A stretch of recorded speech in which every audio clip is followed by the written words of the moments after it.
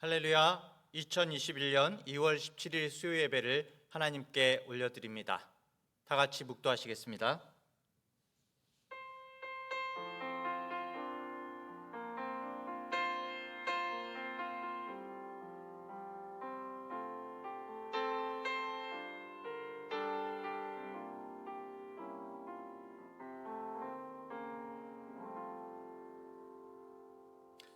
은혜가 풍성하신 하나님 아버지, 이 시간 하나님께서 기뻐하시는 시간이 되길 원합니다. 성령님께서 역사하시고 인도하여 주시옵소서. 예수님의 이름으로 기도합니다. 아멘. 찬송가 427장, 새 찬송가는 191장입니다. 내가 매일 기쁘게.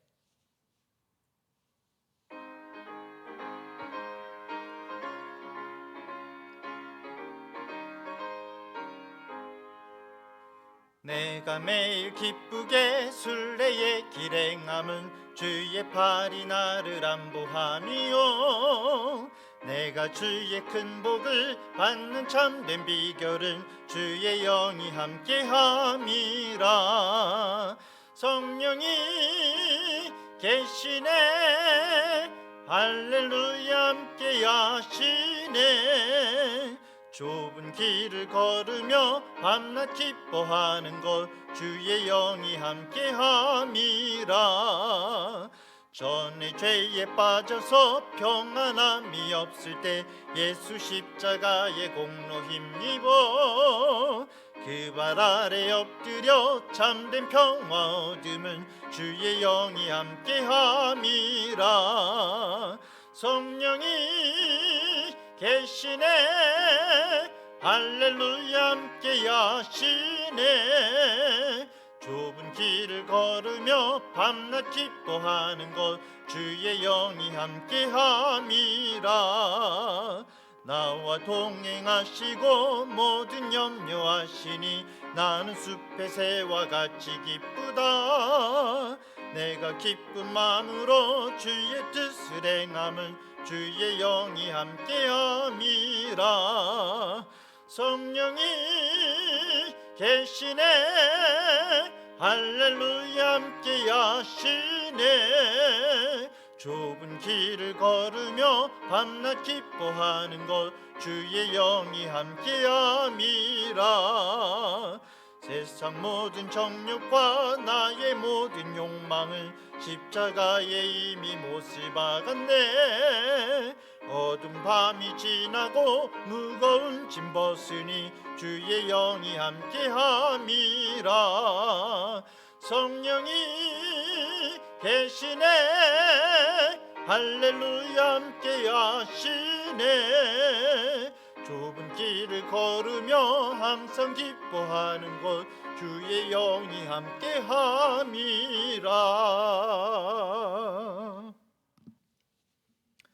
아멘. 기도하겠습니다. 사랑과 은혜가 충만하신 하나님 아버지, 우리의 영원한 생명 되신 주님을 찬양합니다. 이 시간 수요 예배를 통하여 모든 성도들이 주님을 만나게 하옵시고 기쁨과 감사의 시간이 되도록 인도하여 주시옵소서. 저희들의 부족한 모습에도 불구하고 예수 그리스도의 십자가의 보혈로 우리를 만나주시는 주님, 이 시간 우리의 모든 교만과 거짓된 것들을 내려놓고 말씀 가운데 살아계신 주님을 만나며 우리의 모든 존재가 하나님 앞에서 새로워지기를 원합니다. 저희들의 마음을 받아주시고 말씀의 은혜를 믿음으로 받게 하여 주시옵소서. 중앙대학교회를 사랑하시는 주님, 거짓된 말씀이 판치는 세상 속에서 참된 진리의 말씀으로 예수님의 구원의 십자가 사랑을 전하는 빛과 소금의 역할을 잘 감당할 수 있도록 우리 모든 성도를 붙들어 주시옵소서. 이 시간 한 사람 한 사람 성령의 충만한 은혜를 부어 주시옵소서. 이 모든 말씀 예수님의 이름으로 기도합니다. 아멘.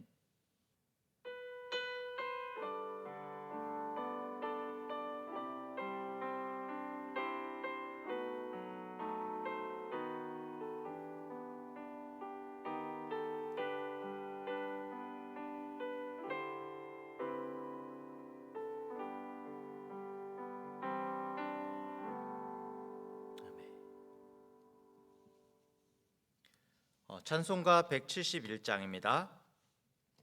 새 찬송가는 187장.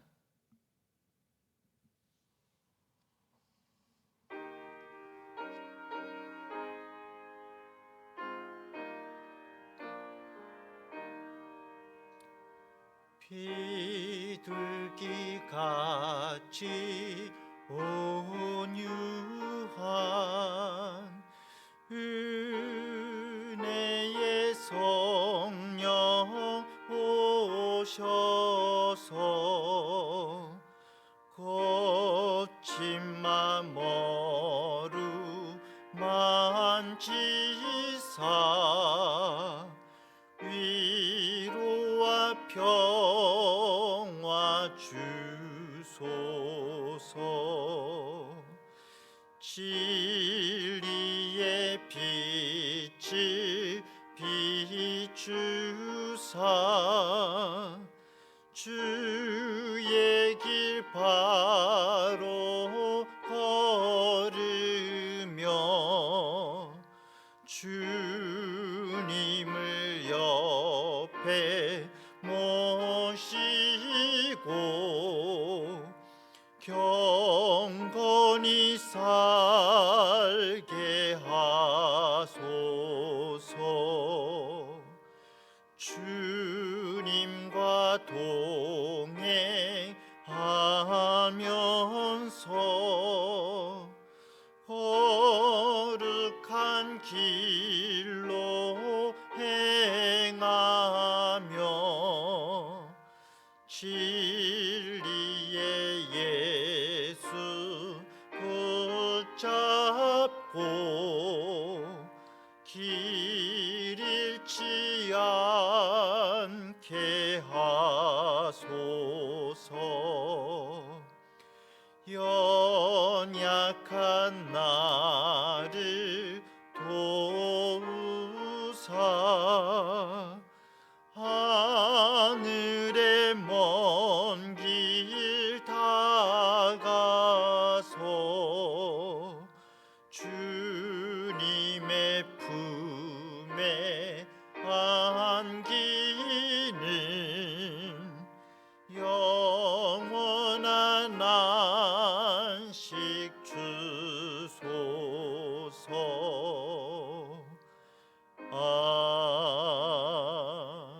아멘. 아멘. 오늘 하나님의 말씀은 창세기 13장 5절부터 12절까지의 말씀입니다. 제가 봉독하도록 하겠습니다. 아브라함의 일행 롯도 양과 소와 장막이 있으므로 그 땅이 그들이 동거하기에 넉넉하지 못하였으니 이는 그들의 소유가 많아서 동거할 수 없었음이니라. 그러므로 아브라함의 가축의 목자와 롯의 가축의 목자가 서로 다투고 또 가나안 사람과 브리스 사람도 그 땅에 거주하였는지라. 아브라함이 롯에게 이르되 우리는 한 친족이라 나나 너나 내 목자나 네 목자나 서로 다투게 하지 말자. 네 앞에 온 땅이 있지 아니하냐. 나를 떠나가라. 네가 좌하면 나는 우하고 네가 우하면 나는 좌하리라. 이에 롯이 눈을 들어 요단 지역을 바라본즉 소알까지 온 땅에 물이 넉넉하니 여호와께서 소돔과 고모라를 멸하시기 전이었으므로 여호와의 동산 같고 애굽 땅과 같았더라.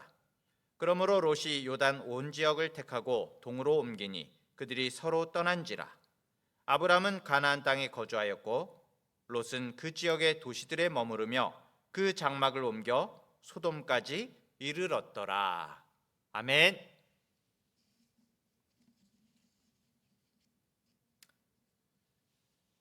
하나님의 말씀을 전하겠습니다.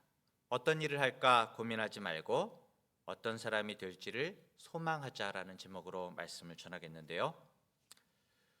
여러분들은 중국집에 가면 어떤 고민을 하십니까? 그러고 보니까 이 코로나 때문에 중국집에 가본 지도 참 오래된 것 같습니다. 뭐 다른 분은 어떨지 모르겠는데 참 이게 중국집에 영원한 숙제가 있잖아요. 짜장면이냐 짬뽕이냐. 물론 가끔 가다가 이 짬짜면으로 그 고민을 해결해 주는 식당이 있기는 하지만 짬짜면은 양이 좀 만족이 안 되더라고요. 이렇게 사람은 점심을 뭘 먹어야 하나 하는 그런 별것 아닌 일부터 인생의 중대한 결정에 이르기까지 순간순간 선택과 결단을 해야 되는 상황이 있죠. 그리고 이런 결정은 때로는 인생에 굉장히 중요한 영향을 끼치기도 합니다. 그래서 대체로 우리 성도들은 자신이 선택한 길에 하나님의 권능과 은혜가 있기를 소원하면서 선택의 기로에서 하나님께 기도하죠. 또 하나님의 뜻이 과연 어느 쪽인지 보여달라고 주여 어느 쪽입니까? 그러면서 간구하면서 그 길로 가기를 원합니다. 믿지 않는 사람이라면 뭐 그냥 자기 기분과 판단대로 하면 그만이지만 우리 성도들은 하나님의 뜻대로 살아야 하니까 어쩌면 고민이 더 깊은 것 같습니다. 오늘 우리가 읽은 이 본문은 성도가 어떤 중요한 결단을 할 때에 선택의 기준을 가르쳐주는 말씀으로 자주 소개되고 있습니다. 그렇죠. 배경을 보자면은 아브라함과 조카 롯이 갈대아 우르에서 하나님이 인도하신 땅 가나안으로 왔는데 하나님께서 복을 더하셔서 각자 소유가 아주 많아진 겁니다. 소유가 많아졌다는 게 결국 짐승이 많아졌다는 건데 그러자 목자들끼리 양과 소에게 먹일 우물과 풀밭을 두고 서로 다투게 된 거죠. 결국 아브라함이 말합니다. 우리 이제 그만 헤어져야겠구나. 이렇게 된 거죠. 그래서 롯은 겉으로 드러난 풍성하고 아름다운 모습만 보고 물이 많은 죄악의 땅 소돔을 선택해서 갔다가 결국은 망하게 되고, 반면에 아브라함은 하나님의 뜻을 잘 분별해서 외적으로는 척박한 가나안 땅에 남기로 결단했더니 하나님의 복을 받았더라 라는 것이 사실은 우리가 이 본문에 대해서 일반적으로 가지고 있는 그런 생각입니다. 아마 주일학교 때부터 그렇게 배웠던 것 같아요. 그래서 우리 성도는 눈에 보이는 모습대로만 판단하지 말고 죄악을 멀리하고 하나님의 뜻을 잘 분별해서 선택해야 복을 받는다고 그렇게 전통적으로 배워온 것이죠. 물론 그런 설명 자체가 이 본문에 완전히 틀린 것은 아닙니다. 하지만 우리가 본문을 통해서 좀 더 생각해 볼 부분이 있습니다. 오늘 아브라함과 롯의 선택이 결과적으로는 그런 모습이 된 것은 사실이지만 자칫 믿음의 본질이 왜곡될 수 있기 때문에 오늘 본문을 좀 더 자세하고 정확하게 함께 살펴보기를 원합니다. 만약에 앞에 말씀드린 그런 해석이 가능하려면은 롯이 세상 재물에 눈이 어두워서 하나님의 뜻은 완전히 무시하고 자기 욕심과 계획만 앞세운 죄인의 대표여야 하는 것이죠. 반면에 아브라함은 세상의 영향을 전혀 받지 않으면서 하나님의 뜻을 잘 분별하고 모든 것을 희생하고 순종하는 의인의 대표격으로 성경에 나와야 하겠죠. 그렇지만 성경의 기록을 우리가 보면은 반드시 그렇지만은 않습니다. 오히려 그 반대의 모습도 나오는 것이죠. 자, 롯을 보면요. 롯은 그래도 우상 숭배가 만연한 갈대아 우르에서 삼촌 아브람을 따라서 하나님이 인도하시는 땅으로 떠나기를 결단했던 사람입니다. 물론 아버지가 돌아가시고 의지할 사람이 없어서 삼촌 아브람을 따라 나섰는지는 몰라도 어쨌든 롯은 세상적으로 번영했던 이 갈대아의 남길을 선택하지 않고 험난한 길을 택했던 사람이거든요. 그리고 소돔과 고모라가 심판을 받을 때에도 하나님의 천사들을 지키려 했고 그리고 정성껏 대접했습니다. 그래서 베드로후서 2장 7절에 보면은 고통당하는 의로운 롯이라고 롯을 의인으로 표현하고 있거든요. 그렇기 때문에 오늘 본문을 우리가 다시 한번 보면서 당시의 상황을 한번 유추해 보는 겁니다. 삼촌 아브람이 자, 네가 땅을 마음대로 한번 택해봐라 이렇게 하자마자 조카 롯이 옳았구나 그러면서 덥석 그냥 이 비옥해 보이는 땅을 선택했을까요? 성경에는 이렇게 일회적으로 나오지만은 그러지는 않았을 것 같습니다. 성경에 일일이 다 나오지는 않아도 아마 여러 번 사양하다가 그래도 삼촌이 먼저 택하세요 그러면서 그러다가 아브라함이 재촉하니까 마지못해서 그렇다면 이쪽으로 하면서 선택했을 것 같습니다. 무조건 롯을 물질이나 탐욕에 눈먼 사람으로 볼 수는 없다는 거죠. 또 반대로 믿음의 조상 아브라함은 과연 의인이라고 말할 수 있는가 하면은 또 반드시 그렇지는 않다는 거죠.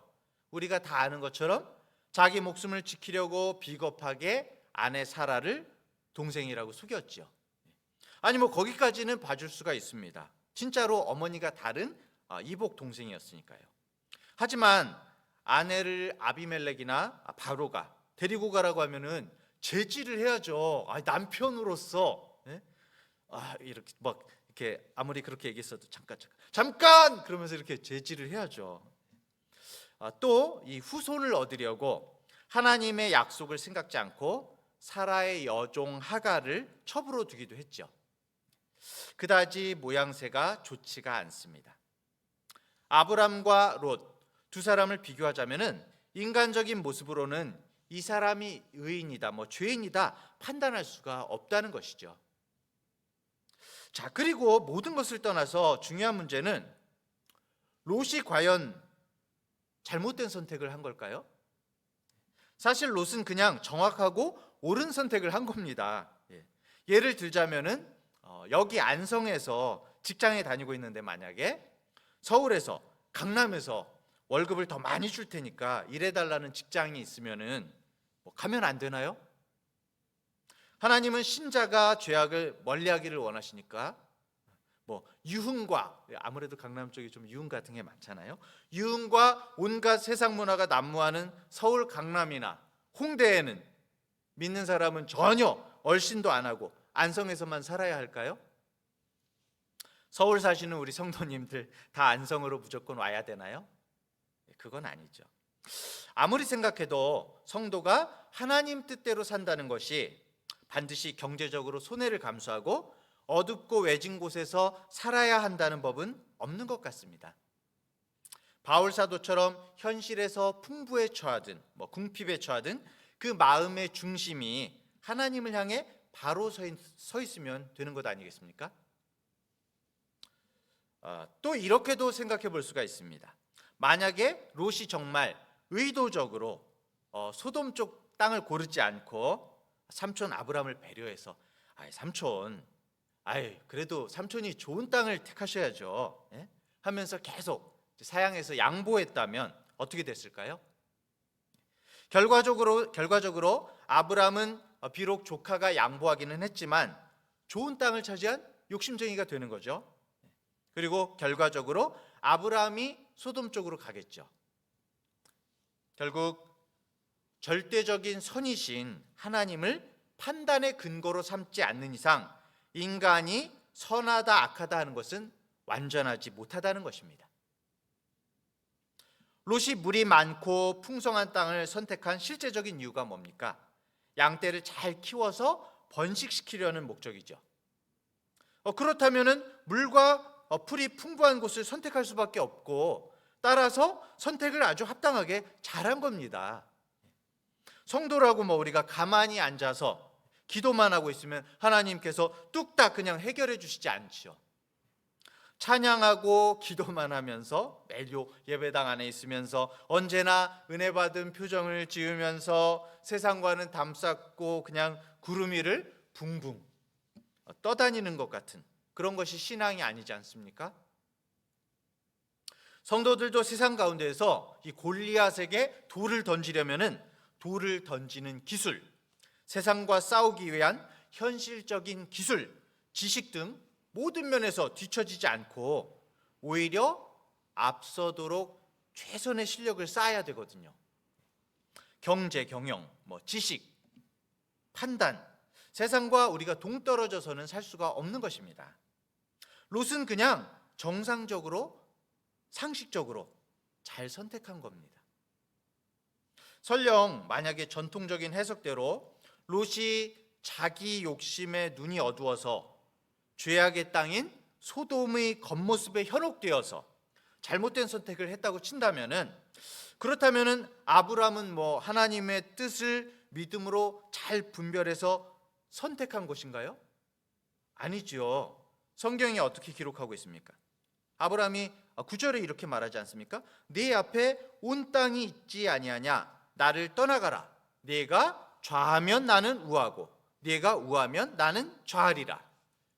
이게 무슨 말입니까? 좌하면 우하고 우하면 좌하겠다는 것은 좌우 어느 쪽이 되어도 상관없다는 것이죠. 말하자면은 아브람도 자기가 가나안 땅에 머물러 있는 것이 하나님의 확실한 뜻이다라고 확신하고 있는 건 아닙니다. 기도 응답 받은 게 아니에요.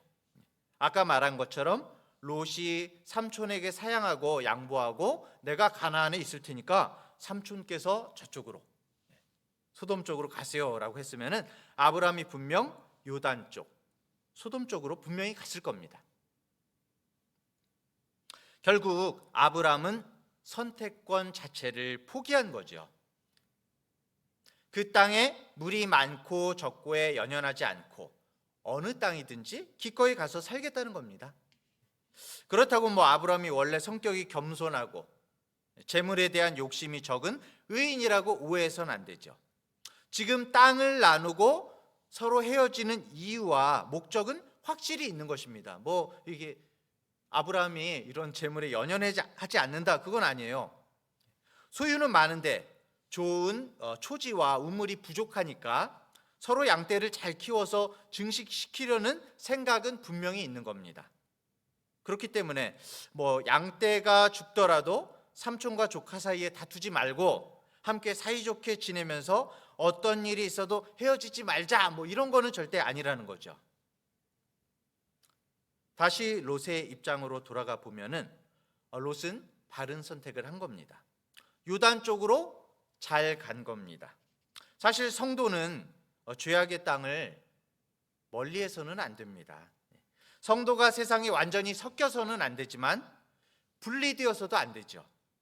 우리도 강남에서도 살 수 있습니다. 정선에 강원랜드 옆에서도 살 수 있습니다. 성도는 죄악의 땅에 들어가서 그 땅을 변화시켜야 되죠. 물론 아무리 믿음이 좋은 자라도 죄의 힘을 쉽게 이길 수가 없죠. 자신의 능력만으로 변화시키려고 해서는 안 됩니다. 성도는 언제 어디서든 하나님의 거룩한 능력에 우리가 의지할 수 있기 때문에 죄악의 땅에 우리가 얼마든지 들어갈 수 있고 그리고 또 그래야만 합니다. 그렇다고 우리가 죄악에 물들어야 된다는 것이 아니라 변화시켜야 되는 것이죠. 영향력을 주어야 되는 것이죠. 그래서 기도로 오직 하나님을 의지하고 최소한 세상 사람들과는 전혀 다른 모습으로 사는 것을 우리가 보여주어야 하는 것이죠. 결국 롯이 잘못한 일은 소돔 땅을 선택한 것이 아니라는 것입니다. 소돔 땅에 갈 수도 있지만 소돔 땅에 들어가서 의인답게 살지 못한 것이 문제라는 것이죠. 하나님의 살아계심을 자기 삶으로 증거하지 못한 것입니다. 성경을 보면은 사실은 롯이 처음부터 소돔 땅을 덥석 선택한 것이 아니에요. 요단 땅 온 들을 먼저 택했다고 나옵니다. 그러다가 차츰 시간이 지나면서 소돔 땅으로 옮겨간 것이죠. 따라서 땅을 선택할 때만 해도 이 롯이 소돔에 갈 의향이 없다가 점차 들판보다는 도시 문명의 생활을 좋아하게 된 것 같습니다. 갈대아 우르에 살다 왔잖아요. 그러니까는 뭔가 비슷한 쪽으로 가고 싶은 그런 생각이 있기도 했을 것 같아요. 나아가서 소돔 땅에 들어가서도 그 땅을 변화시키기보다는 오히려 그 땅의 죄악과 타협하거나 눈 감고 살게 된 것이죠. 자, 제가 말씀을 펼치기만 하고 제가 수습을 안 하고 있습니다. 수습을 해야겠죠. 결국 이 본문에서 롯이 하나님의 뜻을 잘 모르고 선택을 잘못한 것도 아니고 아브라함이 하나님의 뜻을 미리 분별해서 그대로 순종한 것도 아니라는 것입니다. 이 본문은 바른 선택을 위해서 하나님의 바른 응답을 구하는 본문이 아니라는 것입니다. 이 본문은 그 영역을 벗어나 있는 믿음의 본문입니다. 사실은 그런 선택의 영역을 뛰어넘는 그런 본문입니다. 사실 아브라함이 외면적으로 롯에게 선택권을 양보했지만 사실은 누구에게 위임한 것입니까? 하나님께 그 선택을 완전히 위임한 것입니다. 하나님이 함께하면 광야도 옥토로 변하고 하나님이 함께하지 않으시면 옥토도 광야로 변할 수 있다는 것을 고백하는 것이고 확신하고 있는 것입니다. 이 본문을 살피면서 우리는 아브라함이 하나님의 뜻을 어떻게 잘 분별할 수 있었는가를 따질 것이 아니라 어떻게 그런 믿음을 소유할 수 있었던가를 살펴봐야 하는 것입니다. 아브라함은 하나님이 지시한 땅 가나안에 도착한 초기에는 여호와의 이름을 부르며 단을 쌓고 새로운 삶을 살았습니다. 그러다가 아까 아브라함도 이 롯이 소돔으로 옮겨갔잖아요. 그것처럼 점차 광야의 장막 생활이 힘들기도 하고 실증이 나기도 했겠죠. 또 그럴 핑계거리도 생겼는데 기근이 닥쳤어요. 기근이. 그래? 내려가자. 어디로? 저기 갈대아 같은 애굽으로. 그래서 오늘 이 본문 사건 이전에 애굽으로 내려가게 되죠. 물과 식량이 풍부한 애굽으로 내려갔었습니다. 그런데 애굽에 가자 아름다운 아내 사라 때문에 자기 목숨이 위태로워질 수 있다는 염려가 들이닥쳤죠. 그래서 애굽 사람들한테 아내 대신 여동생이라고 속이기도 하고 여러 위기를 겪게 됩니다. 진짜 예상했던 대로 아내 사라가 애굽 왕 바로의 궁으로 이렇게 들어가게도 되었죠. 하지만 하나님의 간섭으로 아브라함은 아내를 되찾게 되고 오히려 많은 은금을 얻어서 소유도 더 풍부하게 되었습니다. 아브라함은 애굽에서 당장 눈앞의 이익을 위해서 하나님의 뜻은 전혀 묻지도 않은 채 정말 도덕적으로 말도 안 되는 그런 치사한 선택을 했었습니다. 그럼에도 불구하고 그런데 놀랍게도 하나님은 그 비겁한 아브라함을 끝까지 붙들고 계셨던 거죠. 하나님께서 구원하시기로 택하셨다는 그 이유 하나만으로 하나님께서는 아브라함을 떠나시지 않았던 것입니다. 정말 아브라함이 느꼈을 거예요. 이런 일들을 겪으면서 정말 하나님께서는 어디에나 계시고 애굽이든지 광야든지 정말 약속하신 대로 함께 하시고 나를 지켜주시는구나. 애굽 땅같이 당신을 모르는 죄악의 땅에서도 자기를 보호해 주신 그 하나님을 개인적, 인격적, 체험적으로 아브라함이 만난 것이죠. 좌든지 우든지 물과 풀이 적은 가나안 땅이든지 풍부한 요단 들판이든지 하나님은 어디든지 계시고 또 어떤 곳이든지 변화시키실 수 있다는 것을 확신했던 것입니다. 그래서 좌하면 우하고 우하면 좌하리라고 담대하게 선택권을 롯에게 양보할 수 있었던 것이죠. 믿는 우리들은 자꾸만 하나님께 하나님, 제가 좌로 가야 될까요? 우로 가야 될까요? 이렇게 물으면서 기도합니다. 하나님, 이 일을 할까요? 말까요? 한다면 언제, 어디에서, 어떻게 할까요? 분명히 하나님의 뜻을 우리가 잘 분별해서 따르겠다는 어떠한 선한 순종의 의지와 각오를 앞세우기는 합니다. 하지만 솔직히 하나님이 좌로 보낼지 우로 보낼지 그 방향에만 사실은 관심을 기울이고 있죠. 좀 죄송한 표현이지만 하나님을 점쟁이로 대우하고 있을 때가 많습니다. 어느 쪽으로 가야 할지 방향에만 관심을 두는 것은 어느 쪽이 성공 가능성이 많은가, 어느 쪽이 형통하겠는가를 묻는 것입니다. 어느 쪽으로 가야 하나님이 물과 풀을 풍부하게 주실지만 알고 싶은 것입니다.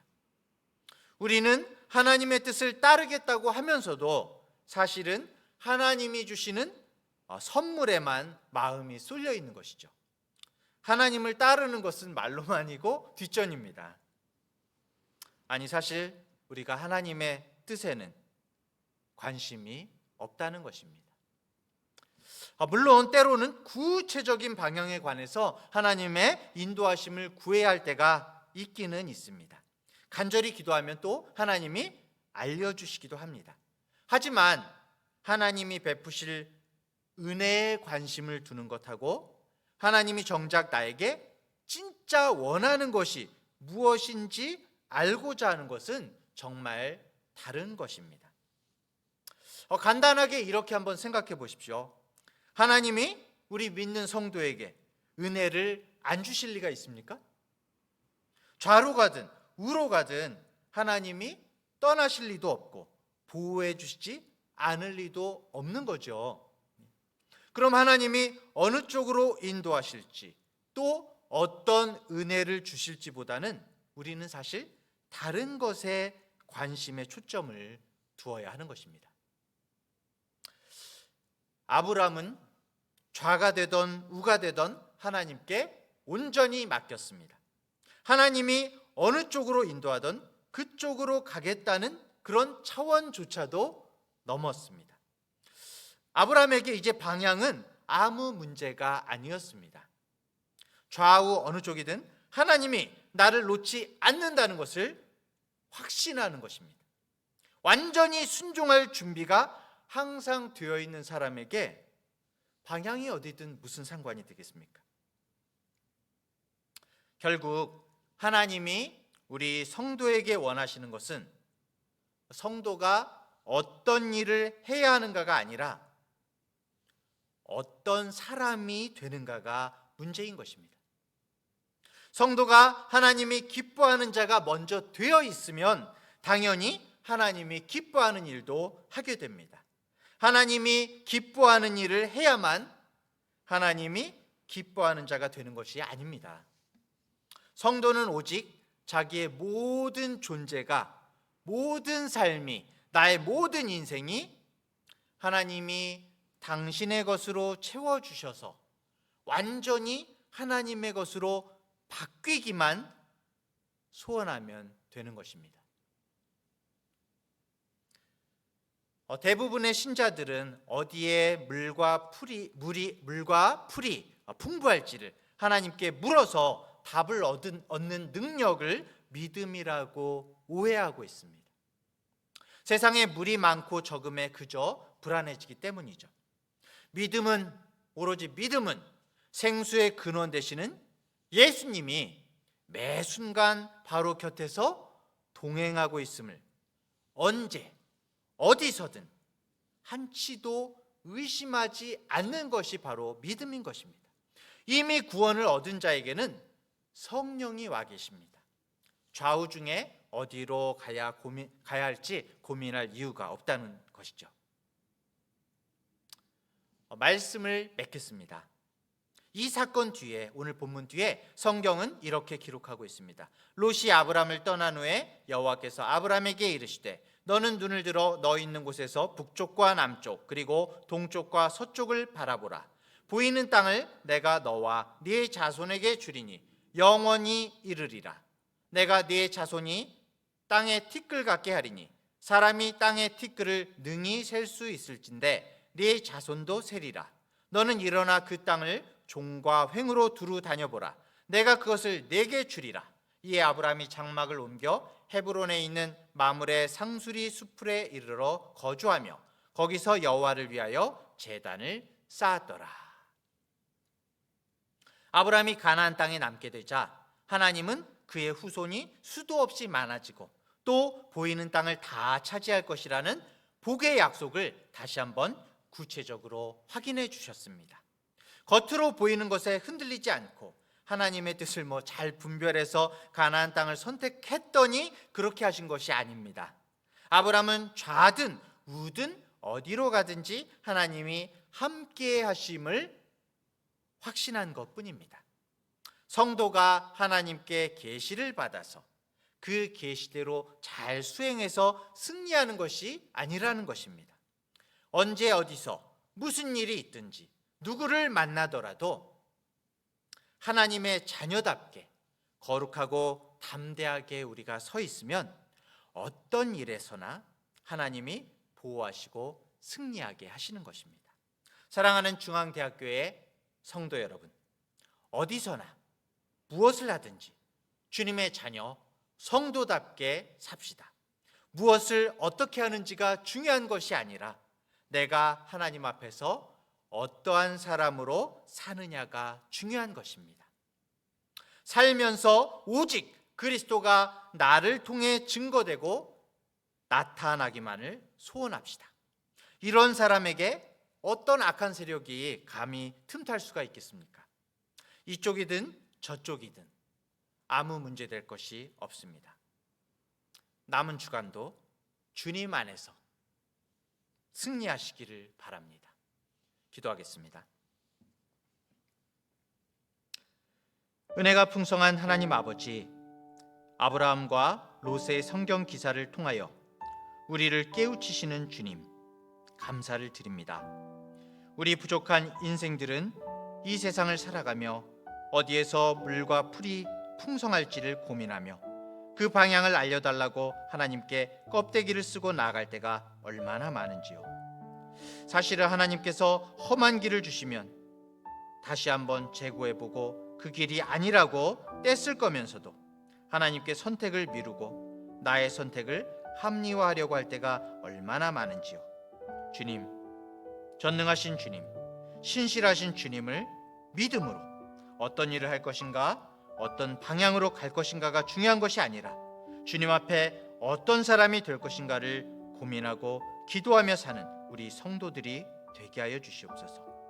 날마다 주님과 동행하며 마른 땅을 은혜의 땅으로 풍성케 하시는, 세상에 영향력을 끼치는 주님의 사람으로 살게 하여 주시옵소서.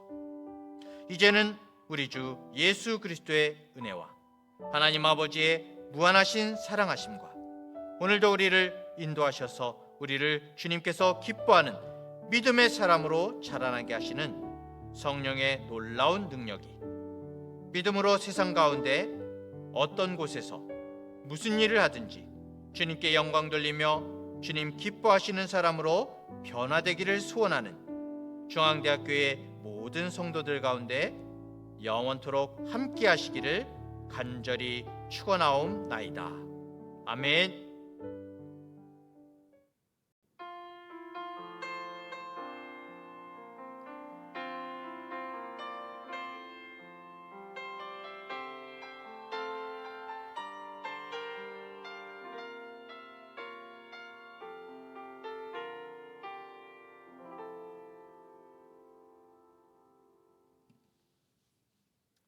할렐루야. 하나님께 온전한 예배 올리셨는지요? 이번 남은 주간도 정말 언제 어디에 있든지 좌든지 우든지 주님을 신뢰함으로, 주님을 바라봄으로 언제나 승리하는 우리 성도님들 되시기를 간절히 축원합니다. 승리하십시오. 주일에 다시 또 예배로 찾아뵙겠습니다. 샬롬.